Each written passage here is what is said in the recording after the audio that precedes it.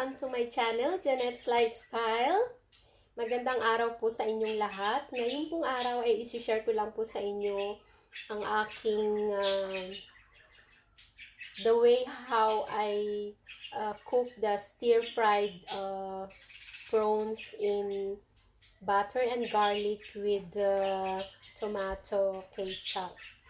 Yes po, this kind of recipe is like very simple, quick, and of course affordable and healthy as well. This is very important when we are choosing which food that we are going to prepare for our family. So if you like that it's a simple and quick, hope you will try this one. Actually, I used to prepare this one if my firstborn will ask me to, because not all of us like this, especially my secondborn, and as well as my husband. He just seldom eat the prawns. I mean, just tasting it, but not fully eating. Yeah, but not like me and my firstborn. We really love this kind of recipe. So let me show you how do I cook it, and please stay tuned, and don't forget to like, comment, and subscribe in my channel if you are still new, and enjoy watching po. Bye for now. Anyway guys, here are the ingredients needed for my today's menu, which is the prawns buttered garlic in tomato sauce. Yeah, so we have the, I think it's tiger prawns. It's big one. This likes 300 grams. It's like 8 pieces. Yeah, I bought it in Asian shop. Yeah, so here the tomato ketchup, and then the garlic, chopped garlic, and then the butter. It's like I will use 2 tablespoons, and the tomato is like 3 tablespoons. And we have here the spring onions as well for the toppings later. And for the season, we have the salt and the black pepper. Okay, so please stay tuned and enjoy watching, and see you soon. Hi guys, eto na po, lilinisin ko na po itong prawns. First thing to do po is that kinukuha ko po itong head portion niya, like this. Yeah, kasi po may mga matutulis siya, tsaka yung tinatawag nilang paropods, ito po siya, tsaka yung pods, ayan po. So ganyan lang po siya, ayan. O, diba? Yan. Para malinis po siya. Ayan, yung ganito po, diba? Yung antena. Tapos ito pong head part. Ayan. Tapos itong pads na tinatawag nila. Periopods. Yeah, something like that. O, diba? Ayan. Malalaki po siya. So, actually, binili ko po ito. It's like 600 grams. And then, 14 pieces. Ayan. But yung ginawa ko lang po is like, or lulutuin is 8 pieces. Ayan. O, diba? Ganito lang po siya. Para malinis, tingnan, I mean. Ayan.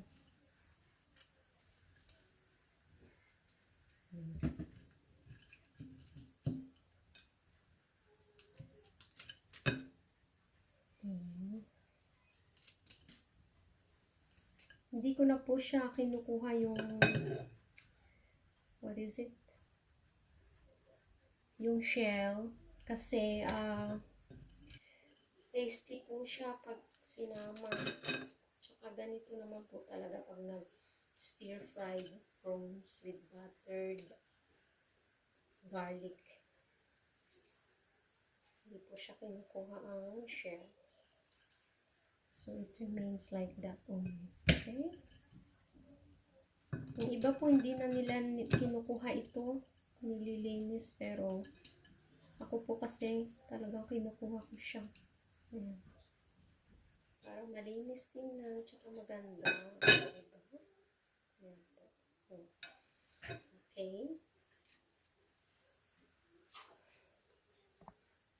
So, let's start cooking, guys. After cleaning the prawns.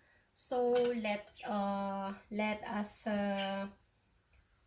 heat the pan first, and then if it's heated already, let us put now the butter. Yeah, the 2 tablespoons. Okay.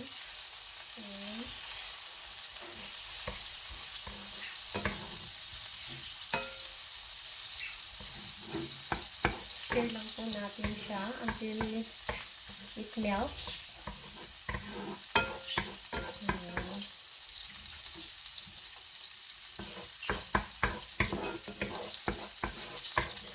And after that, we need to add now the garlic. I usually put 3 or 4 pieces of cloves of garlic. Ayan po. Let it done until light brown. Ayan.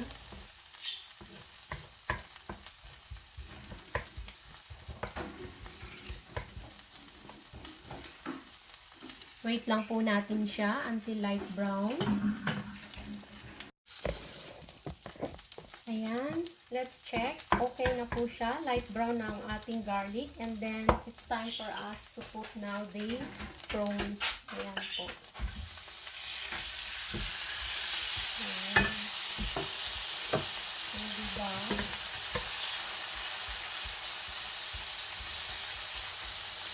Tapos, season lang po natin siya ng salt.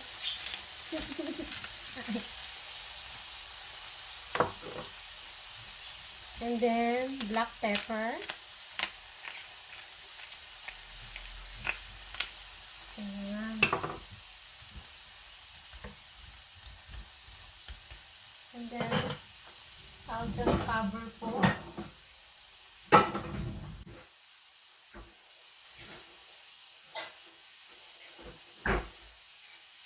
And wait.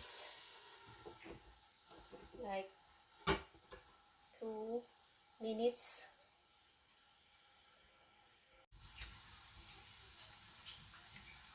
Then, let's check po. Ayan. So, I'm turning it. Ayan po.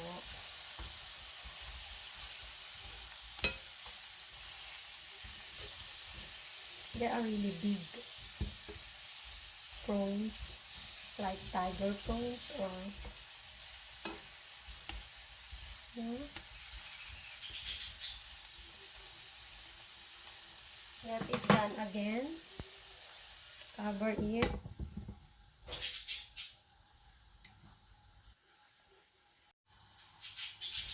And then let's check. Okay.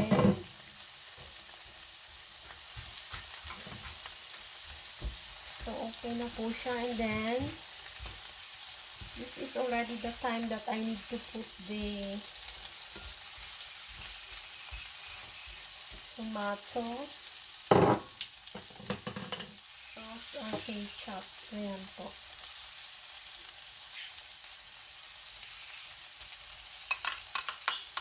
Ayan.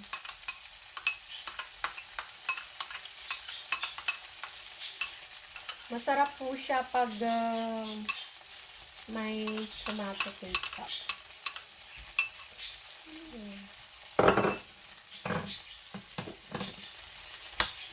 Ayan.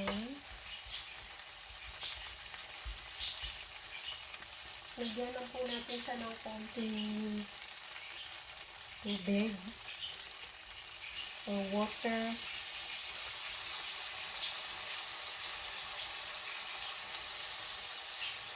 Like, yeah, 5 just to simmer. And it's like 2 or 3 minutes, it's already done na po. So, cover it again and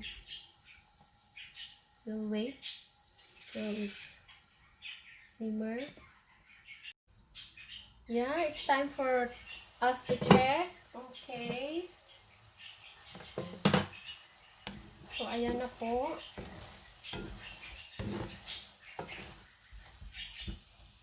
Ayan. Sticky na siya. Malalaki po kasi kaya ayan. Taste ko lang po siya yung lasa. I will add more black pepper po. And a bit salt. Ayan.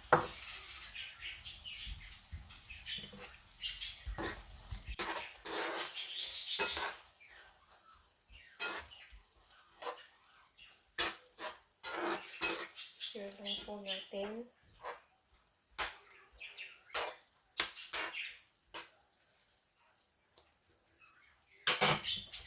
Ayan, nilalagyan ko po siya ng spring onions.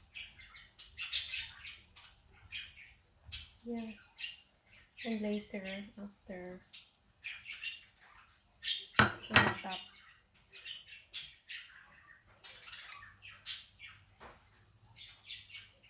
Ayan.